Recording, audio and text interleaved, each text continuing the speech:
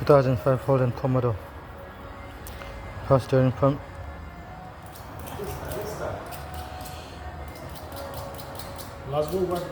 Water pump, alternator, big pulley, AC.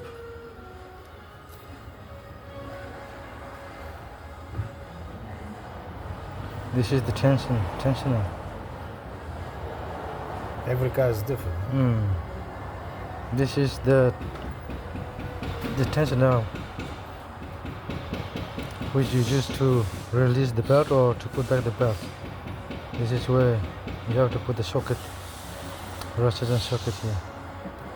So in the middle of the road, if your drive belt is broken, you bought a new one, and then you wonder how the belt is going, you can look at this picture and then start putting back.